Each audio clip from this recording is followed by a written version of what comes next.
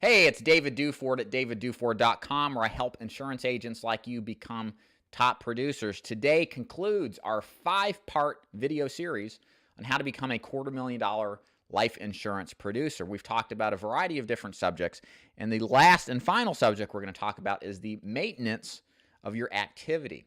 So what exactly does that mean? So there's a lot of people that will get excited watching this series of videos. They'll feel inspired, pumped up, motivated to go out there and put into action a plan that puts them in at least the activity range of possibly doing $250,000 in sales or income in a year. But what you will find out is that in many cases, people tend to get burned out from implementing some kind of program like this. So what really matters in the insurance business is that it's not so much of a sprint, and it's a marathon.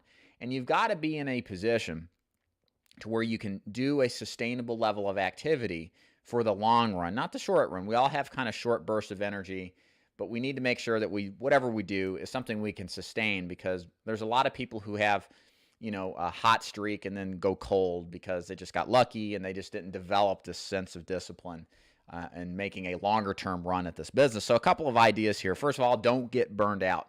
We all kind of have our set work ethics in us. Some people have a higher capacity to work. Others don't. That's not a judgment call.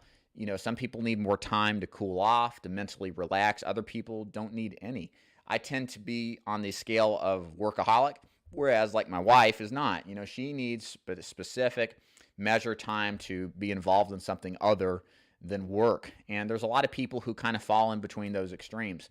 It's important that as you go through this process of scaling your business up is to measure yourself and to measure your capabilities and measure your overall emotional mood. You do not want to get burned out in this process or this pursuit for $250,000 in life insurance business. Feel free to take off pressure from the pedal if you feel yourself getting burned out, because again, it's about getting a long-term result out of this business, not short-term. Let's talk about second thing here, focused effort versus all-out effort. Now, what I'm referencing here in a focused effort is that you got to do first things first, okay? So when it comes to scaling up your activity, you have to look at what component of your business really provides you the best opportunities to maximize your revenue and your income. And for insurance agents, it's presentations with your clients. Everything else, I'm sure it matters, but it's something that can be outsourced so that your focus is on that high income producing activity. One thing that works really well with insurance agents that want to go have this kind of high productivity but think, well, how am I going to get this all done with managing everything, is to first hire an appointment setter. There's a lot of appointment setters that would be willing to get paid a reasonable fee per week to set all your appointments for you so that you can free yourself from that burden of picking up the phone at night or in the morning or on the weekends to set appointments for the following day. You also may want to consider hiring a virtual assistant or somebody to help you with client callbacks, client servicing, and that kind of thing. And again, you can get people to do this for a reasonable weekly or hourly fee.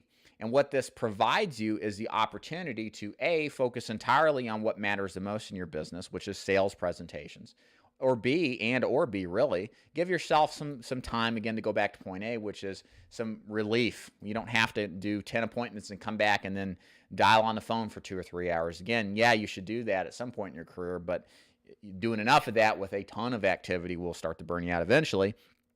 And then number 3 is always worry about the numbers that truly matter. Again, things you want to be most concerned with is how much money are you investing to get back whatever it is that you're getting.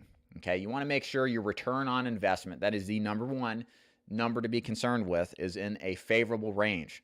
And that's going to depend on the market that you work, what kind of products you sell, what your closing ratios are. And those are important numbers, but they take a back seat. What I generally want my agents doing is at a minimum of for every $1 invested in lead programs and appointment setting to return at least $3 in commissions for the year. I like to see it better and closer to $4 in commission a year, because that generally is a sustainable, scalable type of number, and it gives you a little bit more wiggle room for the ups and downs of the business. So bottom line, if you're looking to maximize your activity, don't get burned out. Be very focused and attuned to what you're capable of doing.